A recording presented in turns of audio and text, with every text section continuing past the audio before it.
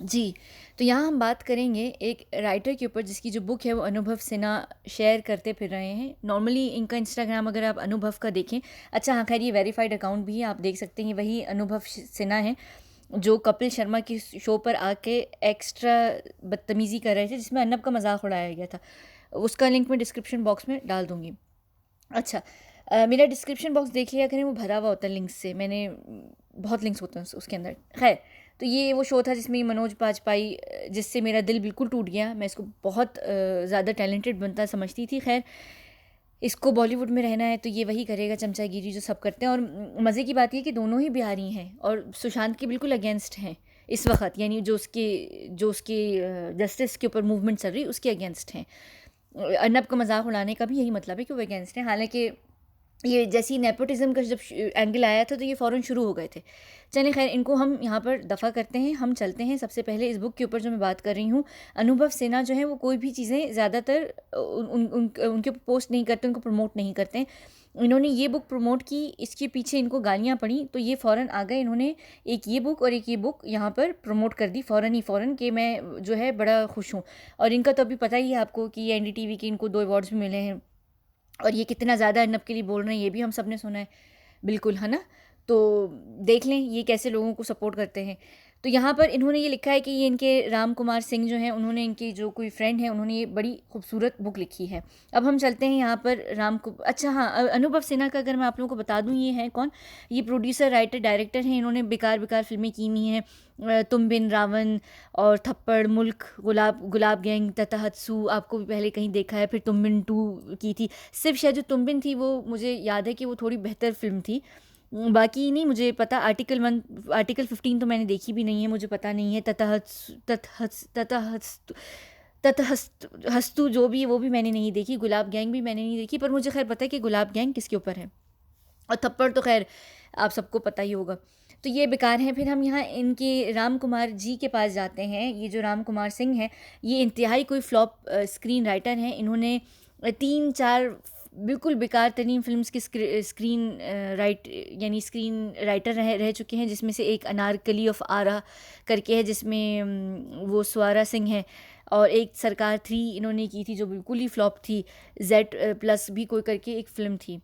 तो ये इन्हीं 3-4 की इन्होंने की है। उसके बाद यहाँ पर हम चलते हैं, इनकी एक 6 अक्टूबर की पोस्ट है जिसमें ये बकवास कर रहे हैं, अगर आप लोग यहाँ पर पढ़ सकें, जिसमें ये कह रहे हैं कि ये उपन्यासम यानी कि ये जो नावल है ये मेरा है। और ये यहाँ पर पहले तो अपने नावल के ऊपर ये बात कर रहे हैं कि ये नावल मेरा है, अब ये आपका भी हो सकता है। प्री बुकिंग अगर आप करेंगे तो 20% जो है आपको इस पर डिस्काउंट मिलेगा और 140 रुपये की मिल सकती है। उसके बाद ये यहाँ पर डिस्क्लेमर डाल रहे हैं, कह रहे हैं डिस्क्लेमर ज़रूरी है। और यहाँ पर इन्होंने लिखा है कि ये जो बुक है ये लॉकडाउन से पहले आने वाली थी।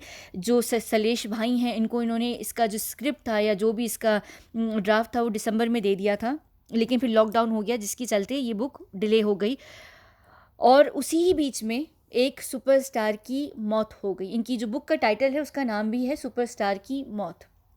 तो एक सुपरस्टार की मौत हो गई। तो अगर इस नॉवल में कोई भी सिमिलैरिटीज़ हों तो उनको जो है एक इत्तेफाक समझ के लीजिएगा, ये किसी भी सच पे नहीं है। ठीक है, चलें हम मान भी लेते हैं, लेकिन कहीं ना कहीं अगर आप इसको देखें और इसकी जो कवर है अगर आप उसको देखें, कहीं ना कहीं बिल्कुल ऐसा देख के नहीं लग रहा कि ये सुशांत ही हैं। बुक का एक तो नाम ही सुपरस्टार की मौत है और सुपरस्टार की मौत हुई भी। अगर हम चले मान लें, हम मान लेते हैं कि इनका ये जो उपन्यासम था यानी जो इनका नॉवल था ये दिसंबर में आना था, तो इस तरीके से तो बात ये हो गई कि दिसंबर में ही तो कहीं सुशांत को मारने का प्लान नहीं था।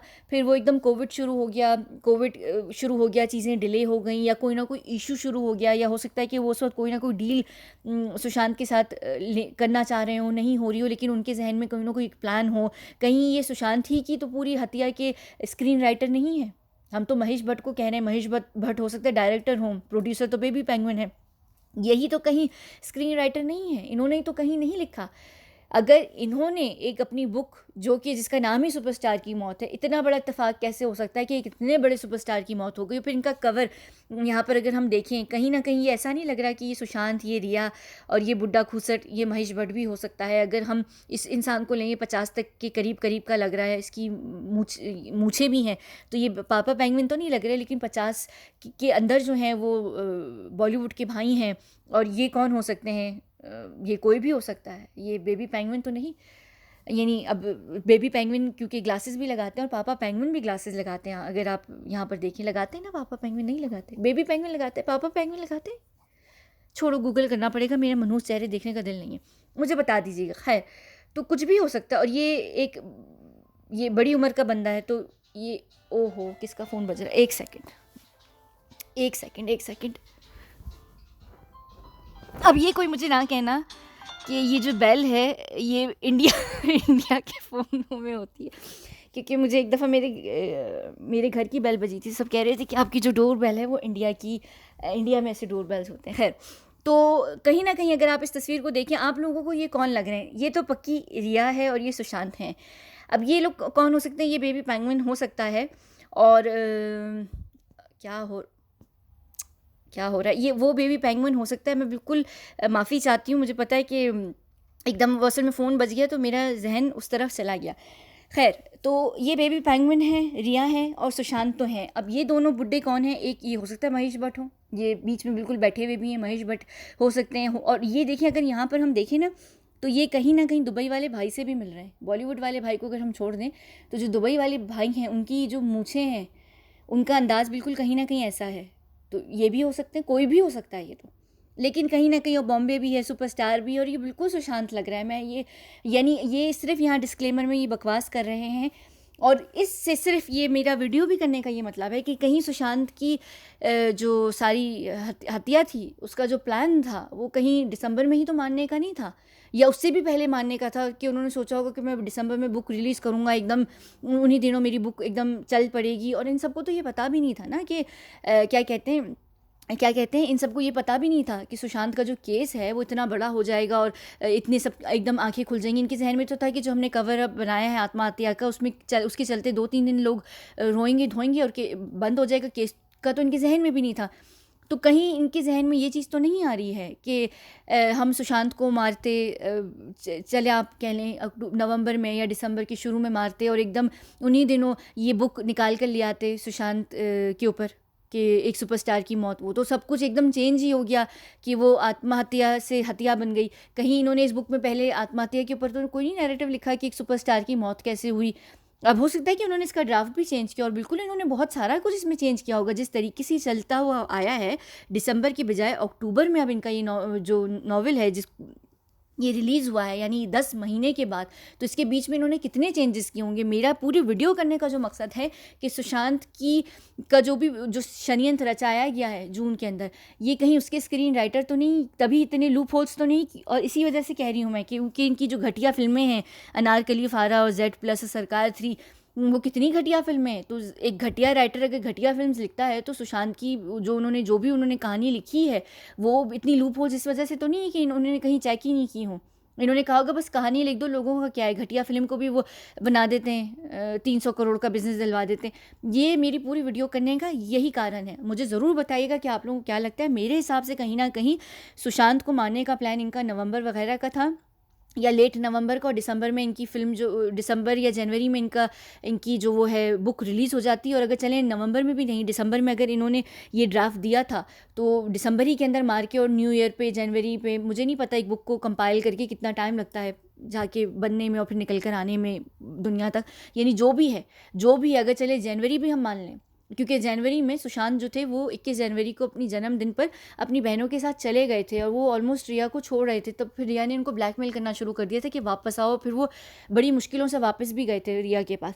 तो कहीं उन्हीं दिनों में जनवरी के आसपास तो मारने का प्लान नहीं था। और फिर एकदम, क्योंकि कहीं ना कहीं से एक तरीके से कोविड फैलना शुरू तो हो गया था। लॉकडाउन मुझे नहीं पता इंडिया में कब हुआ है, पर जब मैं दुबई में थी, और मैं दुबई में जब फंस गई थी लॉकडाउन में, तो दुबई के अंदर बिल्कुल फरवरी के आखिर में लॉकडाउन हो गया था कंप्लीट, जिसकी वजह से हम लोग फंस गए थे। तो मुझे नहीं पता, लेकिन मुझे कहीं ना कहीं बिल्कुल ये फीलिंग आ रही है, और मेरी गट फीलिंग कह रही है, बेशक आप लोग मुझे यहाँ बाइस्ड समझें, लेकिन मेरी कहीं ना कहीं एक गट फीलिंग कह रही है कि इनका जो प्लान था सुशांत को मारने का, वो पहले था, वो डिले हो गया, और वो कोविड के चलते बहुत चीज़ें डिले हुई, सब कुछ हुआ, कोई ना कोई गड़बड़ी इनसे मची है, और फिर इन्होंने दोबारा ये किया है तभी 10 महीने। वरना अगर ये जो इनकी बुक थी ये पहले भी आ सकती थी, इसको इतना टाइम क्यों लगा? दिसंबर की अगर ये बात कर रहे हैं और अक्टूबर में, यानी कि 9-10 महीने के बाद ये अगर बुक रिलीज़ कर रहे हैं, तो उसका कारण क्या है? कोविड तो इतना इतना नहीं लंबा चला ना, कोविड के बाद काफ़ी काम तो शुरू हो ही गया था।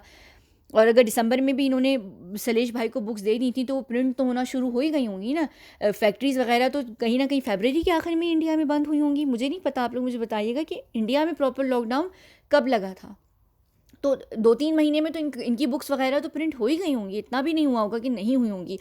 तो मुझे जहाँ तक लगता है कि ये सारा खेल ड्रामा ये बकवास कर रहे हैं, और बिल्कुल, वरना ये कवर, यानी ये बहुत कवर अपने आप में बहुत कुछ बोल रहा है।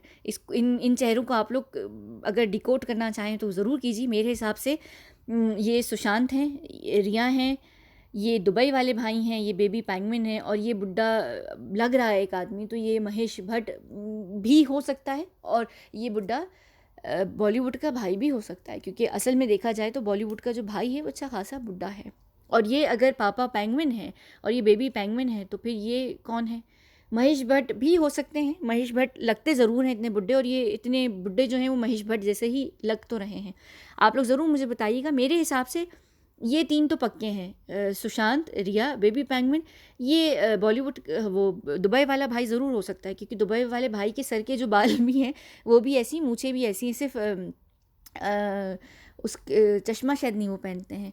और ये बीच में कौन है, ये क्या है, ये सब आप लोग बेहतर मुझे बता सकते हैं, ठीक है ना? मुझे ज़रूर बताइएगा। मेरे हिसाब से ज़रूर कहीं ना कहीं कोई गड़बड़ी है।